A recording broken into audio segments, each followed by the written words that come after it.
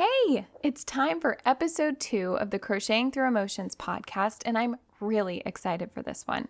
I'm going to be super transparent with you and share the signs I ignored before I completely burned out last year. I'm hoping this episode will help you become more aware of where you're at mentally so you can learn from my mistakes and avoid your own mental burnout. If any of these signs sound familiar, it's time for you to take back control of your mental health. And my hope is that I can help you get there. Welcome to Crocheting Through Emotions. If you are sick of feeling exhausted, irritable, and paralyzed by overwhelm, I'm here to teach you how creativity and radical self-care will stop you from feeling stuck so you can start living a more fulfilled life.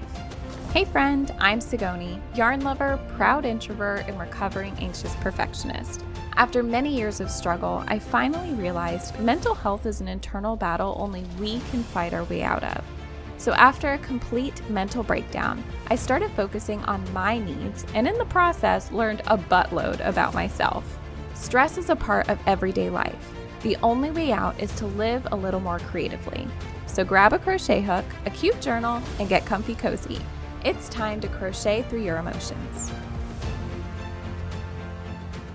So last year I had a pretty bad mental breakdown, and it took me about 7 months to get back on my feet and feeling like I could do life again. But before I get into that, I want to tell you something funny about my car and how it's ironically relatable to what happens inside my brain. So when you fill your car up with gas, do you fill it up when it's halfway or when the gas light comes on? For me, it is always when the gas light comes on. I don't know what it is. Maybe it's because when I'm driving, my brain is always going.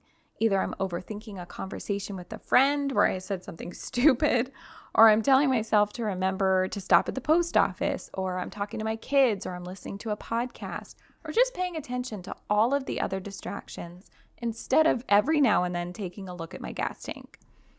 The only time I notice is when the light turns on because it's alerting me. It's like, hey, it's time to put gas in your car. Because if you don't, you're going to crash or be stranded on the side of the road. And when you're stranded on the side of the road, it's much harder to get gas and start driving again versus getting the gas when you need it. And that's the funny part. Not only do I do this with my car, but I do this with my mental health. I am always go, go, go. Always in a rush, always distracted, always wanting to try something new and different, that I never stop to take a look at my tank. My mental health tank, that is. Most of the time, I don't completely run out of gas, but I'm pretty close to it. Last year, though, I completely ran out, was stranded on the side of the road, metaphorically, and completely lost. I had no idea which road to take in order to move forward, and so I just sat there for a long time. And now it's my turn to ask you if you've ever felt this way. There's always so much to do. Chores around the house, raising humans, work, grocery shopping, meal planning, errands, people to see, places to be. There's the guilt of, I've been spending so much time working that I'm neglecting my family and household duties, or vice versa. Nothing ever feels balanced. One side of the scale is always tipping much further down than the other, and it's a vicious cycle. Now, before I realized I was running out of gas, there were signs telling me I needed to slow down. I just didn't listen to them. So if you feel like you're nearing a burnout, think about the signs your body's showing you. You might notice that you've experienced similar signs that I did, but there could be also some signs that are specific to you that you should watch out for. So let's talk about all the signs that I ignored. The first sign I ignored was just having too much going on. I didn't realize that having a busy schedule was filling me with overwhelm. Lots of people have busy schedules, so I should be fine. At least that's what I told myself. But this busier schedule was new to me. I felt like I never had time to sit down. Both my kids were in separate schools. I was going to a Japanese class 3 days a week. Japanese homework and tests to study for. We had after-school swim lessons, errands to run, dinners to plan, groceries to get, plus working on my business, designing new patterns, household chores, pickups, drop-offs. Honestly, it's no wonder I broke down. Do you feel like you have too much going on? If so, is there a way you can pull back on some of the things that you're doing? For me, I should have taken a step back from work, or at least lessened the amount of content I was creating while I was taking my Japanese class. It's kind of insane for me to think that I can run a full-time business while also taking a full-time Japanese class. Like, I am trying to learn a different language, and that takes a lot of time, studying, and just mental capacity. So if I lessen the amount of work that I was doing, I would have had more time to study and actually retain the information instead of feeling guilty when I couldn't get it all done. And that was one of my biggest mistakes. It's impossible to do everything, which is what I was trying to get myself to do. And that's why I started telling myself, I can do anything, but I can't do everything. So keep that one in mind. The second sign of my mental exhaustion was feeling overwhelmed every single day. I didn't realize this was a sign because it just became a part of my life. It was normal for me to feel overwhelmed because, as I said previously, I had a lot going on.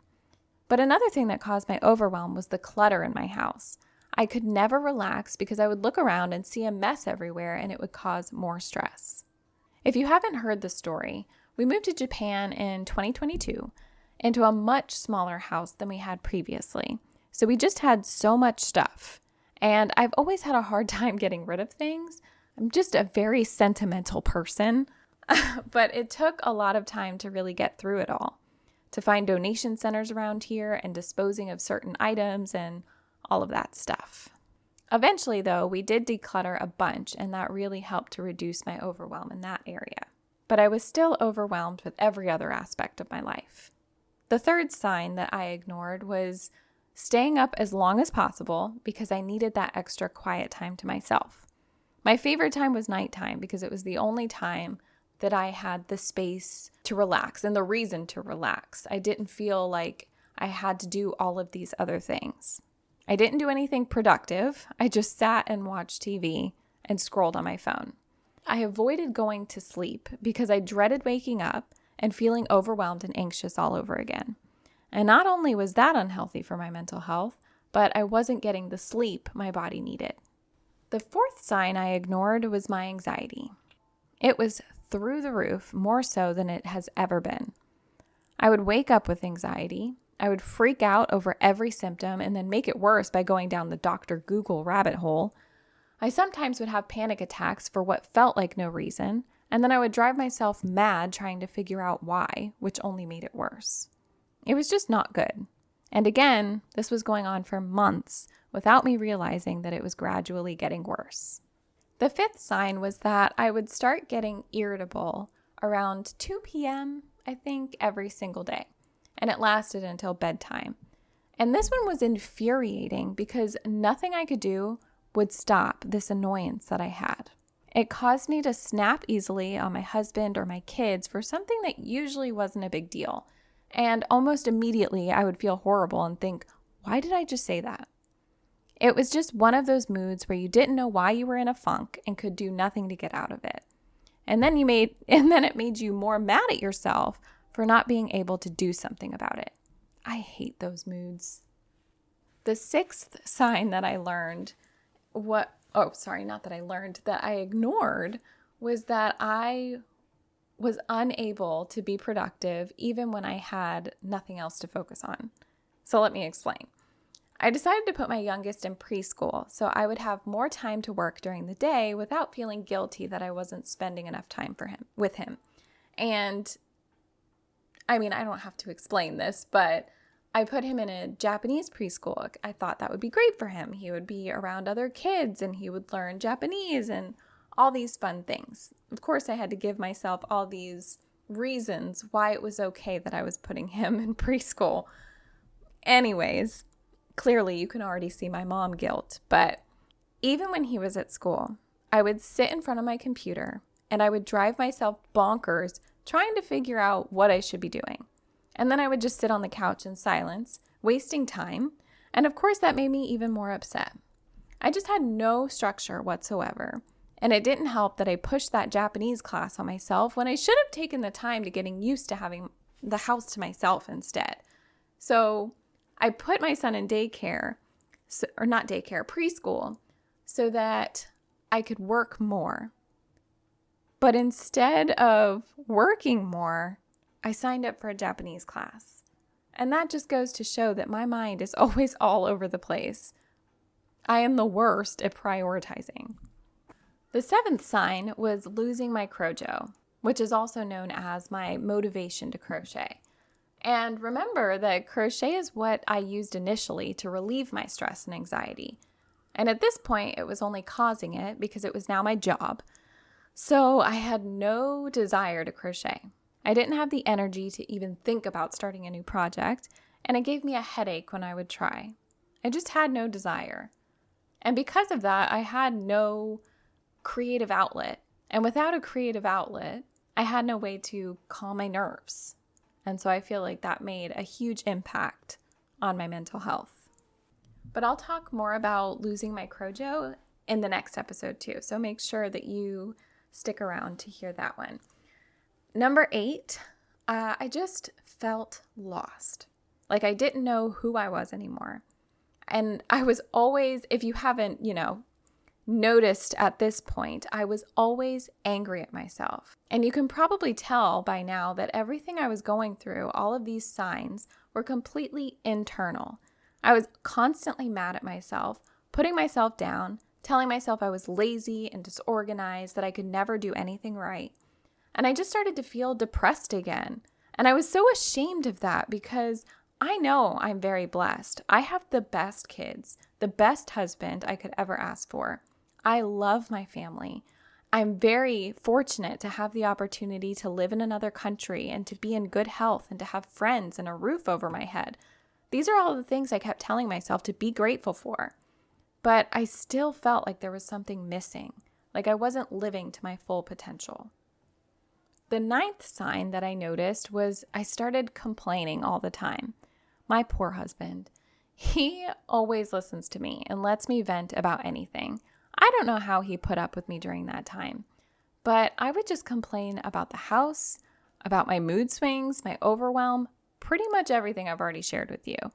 And one day I was complaining about my work, and that leads me into the next sign that I had been ignoring. So the 10th sign is I just had no motivation for work anymore, or for my blogging business, my YouTube and things like that. I wasn't having fun. I wasn't creating what I wanted to create. I was taking requests and doing what I thought would drive traffic, or trying to keep up with all the new things on social media, like creating reels and content for 1,000 different platforms. It just made me dread work in general. I didn't want to create videos anymore, but I knew people wanted them. So I put all this pressure on myself, which made me dread work in general.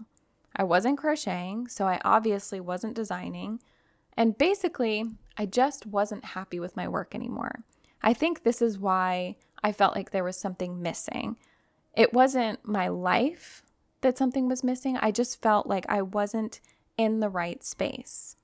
Like my work wasn't something I was passionate about anymore. Like I was talking about the wrong thing, which is why I started this podcast and I'm able to talk more about my passion, which is still crochet, but more so about the mental health aspect.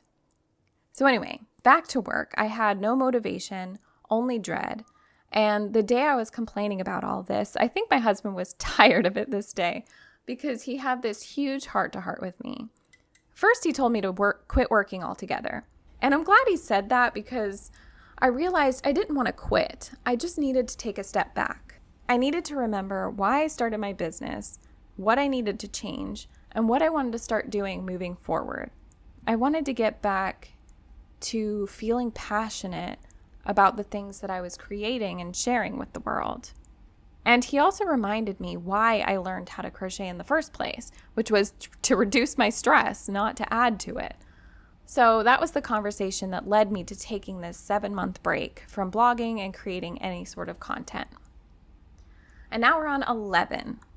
My fear and anxiety kept me from leaving the house. That was the 11th sign that I ignored.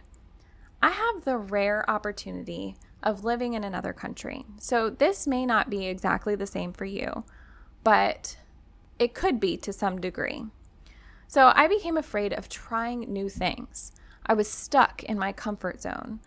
Living in Japan has its unique struggles, like learning the language, exploring new places, learning new customs, shopping at Japanese grocery stores, which is really difficult for me. But I just stopped trying. I let my fear keep me from going to the dang convenience store. And that's when I realized I was being ridiculous. So that's honestly where I started. I would tell myself to stop somewhere new once a week so I could get used to getting back into the world and interacting with new people regardless of the language barrier. What is the worst that could happen? The thing with fear is you have to push through it. The only way you won't be afraid is if you just do it. And that isn't to say that it's easy, because again, I couldn't even go to the convenience store. But the fact that I let that fear keep me from going out was really frustrating to me, especially since I used to be so independent and self-sufficient. Now, the 12th and final sign that I ignored at first, but it didn't go on for very long until I realized that this was a true problem. I would cry at night when everyone was sleeping. And this was, like I said, towards the end of my mental breakdown. Actually, it might have been the next day that I realized I needed to do something about it, because while I was crying in the middle of the night, my husband woke up and he's like, "What is wrong?" And I couldn't even really tell him. I just sat there and cried and said I was tired of feeling overwhelmed. It's really hard to be in that place where you can't explain how you feel, especially when the other person desperately wants to help you, but there's nothing that they can do because it's all on you.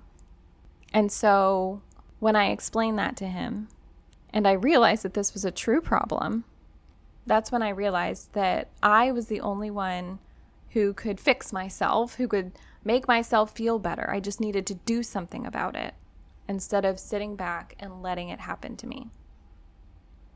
So that was an insane amount of signs that I ignored. And now that I'm thinking about these things, it's a little crazy that I didn't see my burnout coming. I was in a constant state of overwhelm, mental exhaustion, anxious thinking. I was irritable, always mad or annoyed at myself. I had no patience and was just tired of feeling out of control. And for most people, you would think these are pretty obvious symptoms, but when it's you, you don't see them as clearly as you would if you saw it on someone else. My husband did see it in me, and he tried to help. But again, when it's you, you tell everyone you're fine and you don't need help because you can handle it, especially if you're someone who's always been independent and hates asking for help.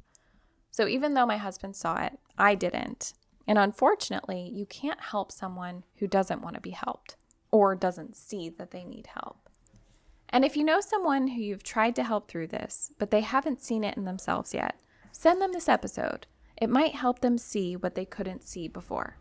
Eventually, I did see these signs and I started making changes. And one of the most important things that I learned, I mentioned this earlier, is that we can do anything, but we can't do everything. It's okay to ask for help. It's okay that I'm still learning how to get my life together. It's okay that I'm not perfect. I can learn from my mistakes and I can make changes one step at a time.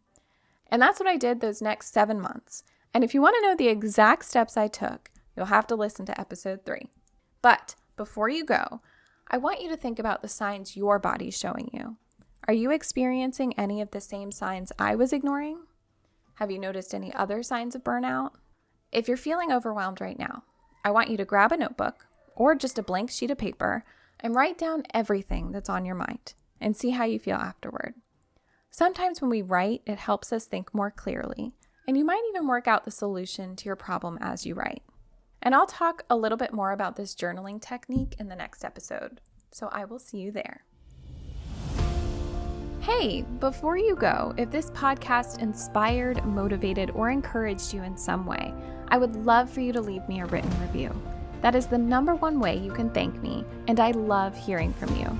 Come connect with me over on Instagram, and always remember, you can do anything, but you cannot do everything. Talk soon.